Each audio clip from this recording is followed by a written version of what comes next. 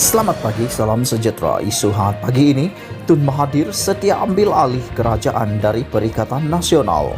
Berita sepenuhnya.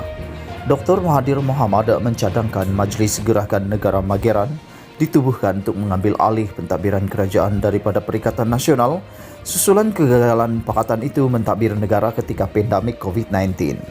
Bekas Perdana Menteri memberi cadangan itu ketika menghadap Yang di-Pertuan Agong Al-Sultan Abdullah Sultan Riyatuddin Al-Mustafa Billah Shah di Istana Negara hari ini.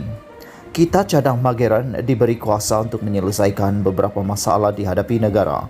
Namun penubuhannya bergantung kepada kerajaan PN kerana yang ada ketika ini hanya sahaja boleh mencadangkan supaya Mageran ditubuhkan kepada Agong. Katanya pada sidang media secara maya selepas menghadap Al-Sultan Abdullah.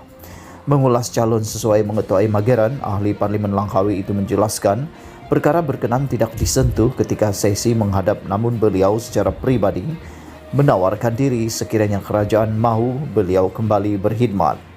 Ketika ditanya adakah Yang di-Pertuan Agong menerima cadangan itu, Mahathir berkata Sultan Abdullah tidak menolak atau membantah cadangan berkenan. Agong tak reject tolak, dia tak kata tidak, katanya. Mahathir menjelaskan pejuang mencadangkan Mageran sebagai penyelesaian kepada krisis ketika ini kerana ia terbukti berkesan dalam menangani permasalahan politik ketika 1969. Mageran yang diketuai Tun Razak ketika itu berjaya tangani masalah politik yang meruncing dengan menjemput parti lawan menyertai kerajaan. Ketika itu dasar ekonomi baharu ditubuhkan, Tun Razak berjaya distabilkan politik dalam negara, malah turut memerintah dengan majoriti lebih kuat. Saya rasa kali ini kita juga boleh lakukan, katanya. Bagaimanapun, pemimpin berusia 95 tahun itu secara sinis berkata, cadangannya mungkin tidak akan diterima pimpinan Muhyiddin Yassin yang sejak awal lagi menentang penubuhan badan itu.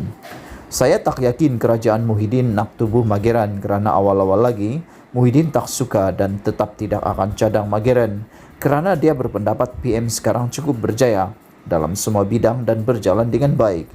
Pelaburan juga banyak masuk, tetapi hakikatnya kerajaan yang ada sekarang ini tiada keyakinan rakyat dan mereka mendesak satu kuasa baharu ditubuhkan, katanya. Terdahulu Mahathir tiba di Istana Negara pada pukul 2 petang dengan menaiki kereta Proton X70. Beliau menghadap Sultan Abdullah kira-kira sejam dan meninggalkan pekarangan Istana Negara pada 3 petang. Pengerusi pejuang itu adalah pemimpin politik ketujuh menghadap Agong sejak semalam. Ini kali pertama Mahathir menghadap Agong secara bersemuka selepas melepaskan jawatan Perdana Menteri pada Februari tahun lalu yang menyaksikan kejatuhan Kerajaan Pakatan Harapan PH. Sekian isu hangat petang ini. Jangan lupa tekan butang subscribe dan kita jumpa lagi. Bye-bye.